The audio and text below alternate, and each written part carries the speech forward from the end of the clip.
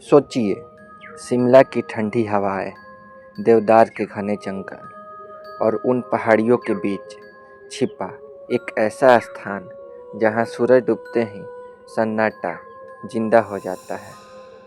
आज की ये कहानी किसी फिल्म की नहीं, ये कहानी है बोयलागंज के उस पुराने कब्रिस्तान की, जहां स्थानीय लोग सूर्यास्त के बाद जाना तो दूर नाम लेने से भी कतराते हैं। क्यों? क्या सच में वहाँ आज भी किसी की आत्मा भटकती है, या फिर ये सब सिर्फ एक वहम है? आज के अंधेरा सफर के एपिसोड 18 में हम आपको लेकर चलेंगे एक ऐसे कब्रिस्तान में जहाँ से कई लोग डर के मारे कभी वापस नहीं लौटे। बोयलागंज शिमला के कुछ दूरी पर बसा एक शांति इलाका। दिन में ये जगह जितनी सुंदर लगती है, रात में उतनी ही डरावनी। घना जंगल, सांप की तरह बल खाती पगडंडियाँ और उन्हीं के बीच अंग्रेजों के ज़माने का बना एक पुराना कब्रिस्तान। यहाँ दफन है ब्रिटिश अफसर, उनके परिवार और कुछ ऐसे नाम जिनका इतिहास आज भी अधूरा है। स्थानीय बुजुर्ग कहते हैं, यहाँ कुछ लोग मरे नहीं, बस दफन कर दिए गए। 1850 के आसपास जब शिमला अंग्रेज़ों की गर्मियों की राजधानी बना, तब इस कब्रिस्तान को बनाया गया। कई अंग्रेज अफसरों की यहाँ अचानक मौत हुई। कागज़ में लिखा गया बीमारी, दुर्घटना, लेकिन स्थानीय लोगों की जुबान पर एक ही बात थी, ये मौतें सामान्य नहीं थी।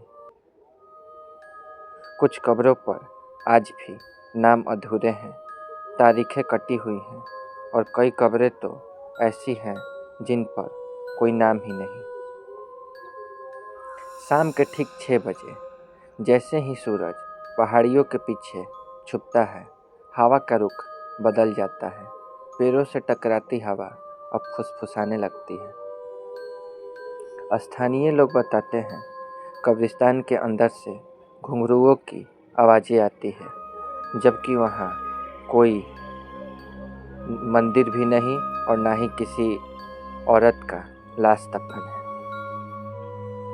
कभी कभी किसी औरत के रोने की आवाज़ और कभी किसी आदमी की भारी सांसें। सबसे डरावनी बात, कई लोगों ने दावा किया है उन्हें चलती हुई कब्रें देखी हैं। 1998 की बात है। नाम था राम सिंह, बोयलागंज इलाके का चौकीदार। एक रात उसे कब्रिस्तान के पास कुछ हलचल दिखी। जैसे ही वो अंदर गया, उसकी टॉर्च अचानक बंद हो गई। तभी उसने किसी को पीछे खड़े महसूस किया। जब पलटा, कोई चेहरा नहीं, सिर्फ सफ़ेद कपड़ों में एक आकृति। अगली सुबह राम सिंह बेहोश मिला। होश आने के बाद उसने बस इतना कहा, वो लोग मुझे भी वहीं रोकना चाहते थे। 3 महीने बाद राम सिंह ने नौकरी छोड़ दी और आज तक वो उस रास्ते से नहीं गुजरा। स्थानीय मान्यताओं के अनुसार इस कब्रिस्तान में 3 तरह की आत्माएं हैं। अधूरी मौत वाली आत्माएं जो अचानक मारी गई, अंग्रेज अफसर की आत्मा जो आज भी आदेश देती सुनाई देती है, एक बच्ची की आत्मा जिसकी हंसी कई लोगों ने सुनी है, लेकिन वहाँ कोई बच्चा दफन नहीं।